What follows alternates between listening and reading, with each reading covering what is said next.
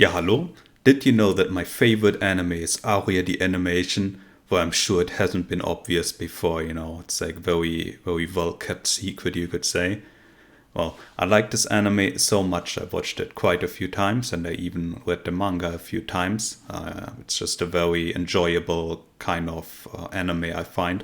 And it's set 200 years in the future when they rebuild Venice, and it's now called neo-venezia on the planet Aqua, and Aqua is just a renamed Mars, and they kind of like flooded Mars, and it's like 90% water now. That's why it's called Aqua, of course. And yeah, since it's based on a real life location, I could, theoretically actually visit this kind of city myself. And the city, as it's known now, well, we could call it Old Venice, Old Venezia, something like this. It's called Venice, of course, and if you type in Venice on Google, you'll find like many beautiful pictures. And then, as it turns out, Venice is quite a touristy city. Many people decide to do like a holiday trip there. In fact, there are like so many people in there that if you go to Google Street View, and that is what I've done when I kind of decided, well, maybe I should take a little trip there. Look at like the Google Street View, and what you see is like absolutely horrendous. It's like full of people. This is a Street View from 2018, obviously, and it just like the whole walkway full of people, and then you have like these weird touristy stands here that is like really annoying. And it kind of ruined the experience for me already. It's like what are we doing here? Like this guy is selling pictures from Google Images on like a stand here, and then put like a filter on it. Well, maybe he do it himself, but you know how it is. I find this just like really abhorrent. It's So I never really decided to go there myself. And you have like this place is the Rialto Bridge, of course. You see this prominently on some Aria artwork, actually. Yeah, it's a nice bridge. And then you have like all these people who also think the same. And yeah, well, I never really like wanted to go there for that reason. However, in 2020, the pandemic about like COVID-19 has flared up quite a bit. And yeah, people were like told to stay home. Like in March it started, they were doing like lockdowns kind of deal. They're like telling you, well, there's like no traveling between countries because that's how a virus can spread. And after like the first wave and like numbers went down, you're back in 2020, of course. In June, the EU countries decided it's okay to like travel between like EU countries again, like the Schengen zone they have there. And since, I'm an EU citizen, I was able to make good use of it. So in June, I decided I should like reassess visiting Venice right here. And of course I did. It's like the perfect opportunity to do so.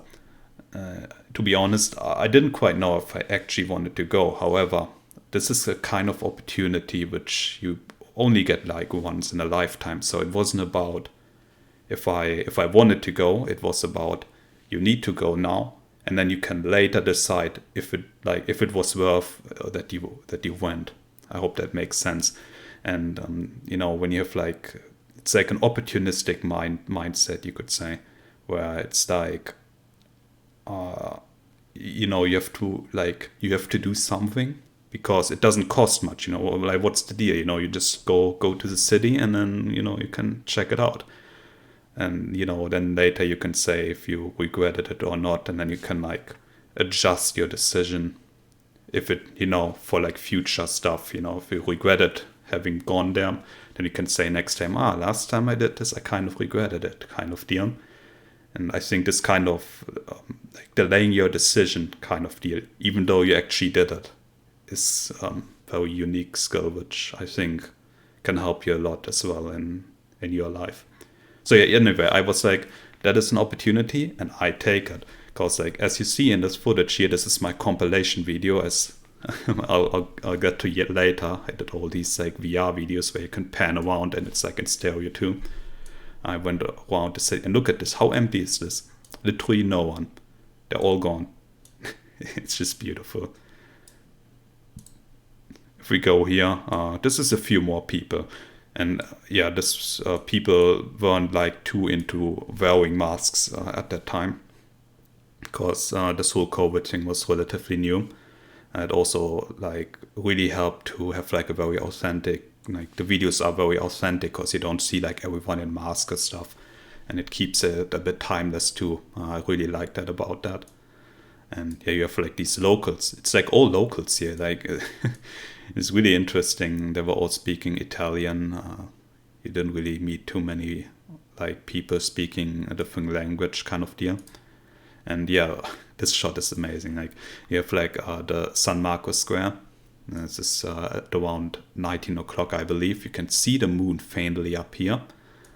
It's just nice, and like no one's in here. Like usually, if you go on like Google Street View, you'll see. I mean, this is how it usually looks. Before this whole thing, and even now, if you look at live cams, it's kind of much more populated than what I recorded last year.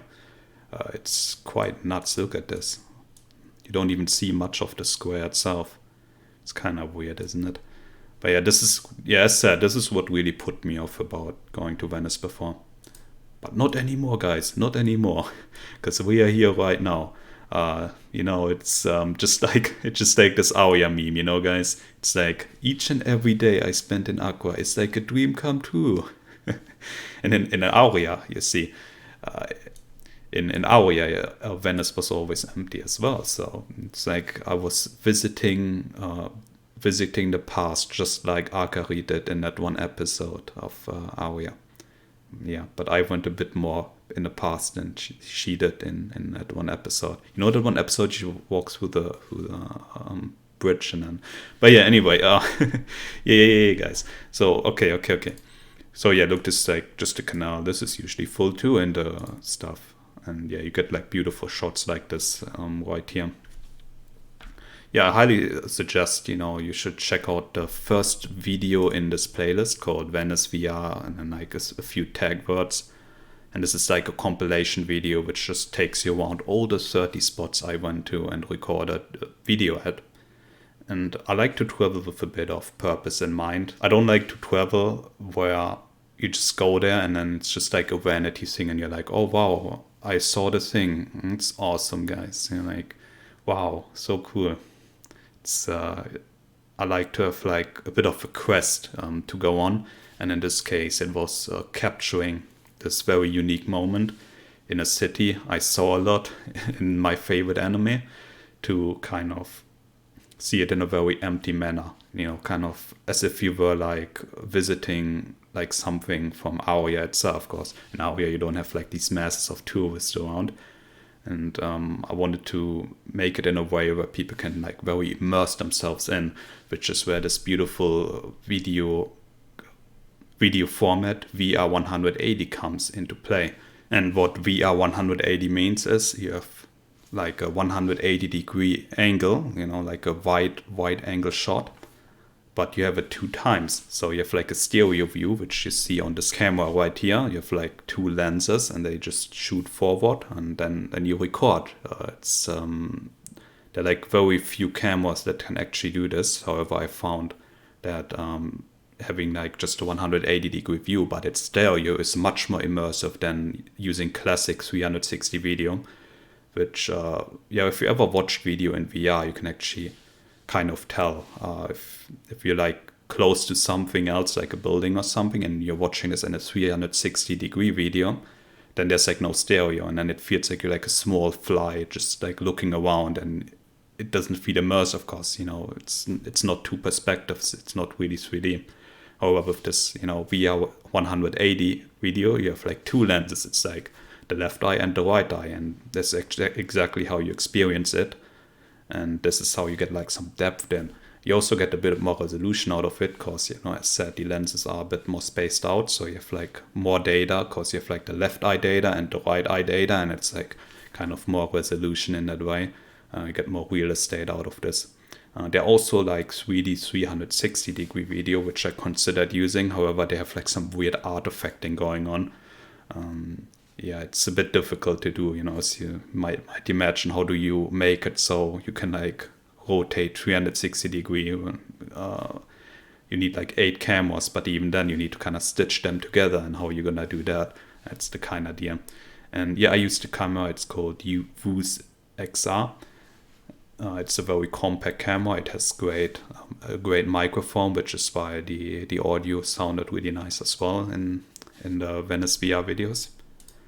And yeah, the setup is quite simple. I had this camera stand at the bottom, and it was very compact to use, and more also important, it had like human height. So when I like extended it all the way out, then you were like at the same height as like an average size human, which is 1 meter 80 centimeters.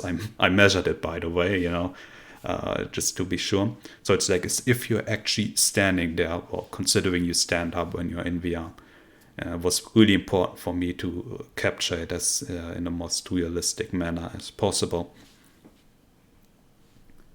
So here you see like the whole setup, of course. You have the camera itself. It's the white thingy. And then you have like a red cable going down to what is my backpack right there. The backpack had like some food and some drinking, because I was out the whole day, obviously, recording the stuff. And yeah, I had like a lot of water with me. Water is important, otherwise otherwise you dry up or something, I don't know. And I had I had like an external battery going on, and this external battery was able to like sustain this camera for like hours of recording session. As you have seen in the Venice VR videos here, like I have like 20 minutes of like unedited, just like what is happening in Venice kind of deal. And yeah, I did like quite a few of these shots each day during my time in Venice. And yeah, really gotten good use out of the camera. And you see here on the fish marker, look how few people are here. It's just amazing, dude. Like usually this would be like quite popping, but not this time. And that was why this was such a great opportunity to take and to do some videos on all of this stuff. So here you have a map of all my shots I did. We have like all different locations, and getting these locations like kind of like proper was kind of a challenge too. So when you record in like 180 degree, you capture like a lot of light and light differences especially. So the difficulty you'll run into is like a weird contrast thing. So if you have like a very dark patch and a very light patch close to each other in any picture really, you might run into an image where like some spots are either super bright, so bright that it's like literally white, or that dark patches appears too dark. So the first challenge was getting the contrast right, of course. The other challenge was that you can't really record against the sun, because when you record against the sun, then the whole sky is kind of being diluted into some weird white blob of something, especially when clouds are involved. So I had to plan out the spots I would record at early on, like before I even arrived to Venice. I used Street View for this. And I separated these shots into like if the sun would be west or if the sun would be east. And for example, this one, yeah, right here. So this one was recorded at a time where the sun was on the west side. So at the afternoon, of course. So I would not record against the sun. So if we go into this right now. Yeah, as you see, this was recorded around afternoon time-ish. I think the sun is up here though. But yeah, we were like in a shadow, and there's like no real sunlight coming against us. And you see this in every video. You won't really see the sun except for the one water bus ride, of course. And it's really essential to give your videos, your VR videos in particular, a really nice flare, and having the contrast be right. It doesn't really matter what kind of sensor you're using, they all come out somewhat similar at least. And if you have like proper contrast working, you can always just like fix it up later on. But yeah, I didn't have to do this. So I got like really nice results here. On a few rare spots, like the not so busy street, which really shows you how few people were there. I had to be looking north because I was trying to capture this building in particular. This is Hemia Company, as it says in the title. It's like the from Aria. That's the building they use it as reference for in Aria. And it's like the one with the red outfit, that's where they work. And I wanted to capture this, of course, because, Aria is the best anime, so let's capture it. But yeah, anyway, this was recorded during like 1 p.m. or something, like at the midday, so the sun was like at the very top spot. And it was slightly behind me, you can like check this with like Google Earth Pro, like where the sun would be kind of there. So I planned this out since I was looking north, and you can see it like at the building, how the shadows fall. You only had like 2 hours in a day where you could get the shot like this. And you got like a very nice resort, you could even look inside this corridor. Very natural. These these guys were pretty nice. The tourist stand guys, there weren't many, as you see, if you compare this to earlier where I showed you the street view pictures. There are like no tourist spots, tourist stands here. But there were only a few, and they were pretty chill. Good stuff. Yeah, quite a few people doing my recordings. They were like asking, what's going on? What is this? They were quite curious about it. Having like Venice recorded this empty, and look at the length. You have like 20-minute video, like 20-minute videos of different spots happening here.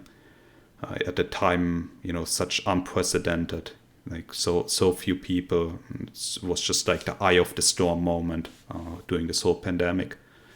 Is quite rare, and I'm sure the future will somewhat appreciate that. That like this has been captured in a way it did, and especially with VR growing more and more, people can go back to this time and see Venice the way it's supposed to be seen. Yeah, look, this is Hemia Company. This is where Hemia Company is like based on, by the way. Like where the water bus station would be. You see the water bus coming out right here. That is where Hemia Company would be, like the actual building from Hemia, the animation. And yeah, it was quite eerie to actually walk around in this, because I also made this one. I also made the one VR chat vault, or chill out VR vault, soon enough. Called Hemia Company, which is the Hemia Company from the anime, taken all the reference shot and put into a VR environment, so I could actually finally walk around this area in real life. And since I was so precise with like recreating, the everything in there, it was quite an interesting experience to actually walk around, in the place I spent hours recreating. Speaking of re-experiencing things, this is the Venice Canal. There's my homie Noble Shoko. He actually did like some recreation, well, not photogrammy it's called, where you take like pictures and then transform it into like a 3D environment which you can walk around in. It's like a photo scan kind of deal. And I was able to experience this very place in VR before. It's like a VR shed world, and you can just walk around everything in here. It's like not as like, it isn't as real life. However, the imagery and the textures are like so high res, and the poly count is so high on these like photogrammy projects that it kind of felt like you were there. And it was weird because I could like walk around here in like actual real life, so it felt very high res. That was the big experience right here. And I sent Noble Shoko a few pictures of this, and he was like, "Whoa, it's pretty cool." And yeah, he's always busy with some stuff. So yeah, I hope he enjoyed. I hope he enjoyed just seeing this stuff and being like, "Wow, this crazy dude actually went there because I did like this weird like photogrammy project." Well, I'd like to think anyway. And then we have, of course, the 2 water bus rides. You have the evening ride through the Grand Canal. It was more of a test, really. It was like just checking out, can you actually record on a water bus kind of deal. And yeah, a day later I got like to the very first station, which is here. I forgot the name though. It was like Santa Lucia. Santa Lucia was kind of here. But yeah, you just have to be like the first when the bus comes, and then you have to be lucky that the right bus comes, because they have different kind of water bus types. And there's like a certain type, which is like only 1 out of 3, which has like this very, you have only one type, which actually has this front part here. And yeah, you want it to be like first in line so you can rush to the front, because they always clear buses out when they turn around. So when you're like first at the station, and then you can like run to the front. And of course, if you're recording a water bus ride, you want to be the very first one. So I was hogging this particular water bus for like an entire hour and just recorded it. That is like the real, let me play this actually. This is like the real Venetian experience in these modern days. And I really wanted to capture this, and it's just nice, you just ride through the whole like Grand Canal kind of deal. And yeah, this is like one of the most popular videos from the Venice VR series. They're like a few certain challenges when it comes to recording in that manner. So since we are recording with a VR 180 camera, it's very essential that like the camera is even. Because as I said, there's like a left eye and a right eye, and if you tilt your head just like 5 degrees to the left, you kind of notice it. So you really don't want to have this when you're recording VR video. And on this water bus ride especially, it's quite difficult to kind of have it stay even, since you're on the boat. Like the balance is always kind of a little bit different. You have like the waves going on, of course, not as much in the canal itself, of course. And you have like people coming in and out kind of deal, just like in real life. Then like the balance shifts a little bit. So to kind of mitigate it, I kept a bit of this like swaying around left and right in it. And of course, when you're watching this in VR, you would like kind of adjust your head with it. It's just the nature of it. It's kind of, it's part of the experience. But on some parts, I did like some edits. I also did some stabilization and such, because like the boat did like these, like it's like a huge motor on it, obviously. So I had to make sure it doesn't shake too much. Like here you can see it shake a little bit. I don't think if it's obvious here. So yeah, this took like a long time to fix up and stabilize and all that stuff. But yeah, I'm quite proud of this whole thing. Yeah, about this water bus ride too. It's kind of cool because like it takes you all the way like from the first like the train station all the way to an island called Lido. And Lido is like where you have actually a lot of residential stuff going on. There are like way less tourists there, especially like when I visited. Well, generally the city was empty, but like in Lido, it's like you even have like cars in Lido, even though it's like a separated island. And it's like a very long and gate. I can actually show you here. Where is Lido? Yeah, you see this, the like the reddish line is kind of the water bus right here. I marked it out. And then you see Lido is like this long island. You look at this, whoa. And that's where all the people pretty much live when they live in Venice. It's just how it is. Because like the main Venice is actually quite expensive if you look at the like prices as well. And yeah, most people like Airbnb it anyway, because that's how you make money. But yeah, Lido is good place. They have like a beach here too. You can go to the beach. I didn't go to the beach though. Going to the beach is kind of a waste of time. I had the purpose, my quest was to capture Venice in this very unique kind of month. It was pretty much open for only a certain type of people. And of course, since the businesses opened up again and people could go back to their jobs, I don't think they had like going to a trip in mind. And, all these things accumulated and like just no people there. So I had to seize this opportunity. And as said before, right, it was not like if I wanted to go, it was like, this is the only time you can go. Yeah. In July 2020, they also opened it up for like worldwide visitors again. And yeah, if you look like on YouTube videos during that time, or like posts in general, you had like a lot of Chinese coming back and stuff like this, and a lot of like people from the US, of course, using that opportunity. And then, yeah, well, I'm glad I went there. Boom, that's the video. And the lasting impact of the series has already made itself a bit apparent. You can already find this whole series featured in its own category on Oculus TV. Oculus TV, it's like a service from Oculus themselves, it's prominently integrated on the Oculus Quest 1 and Quest 2. And you just like, click on like their own icon they have, and then you can watch all these videos there. And like the quality is super nice too. So yeah, I think it's probably the best experience. But the YouTube version is fine too, I think. Well, either way, I hope you enjoyed this backstory or whatever this is. And goodbye.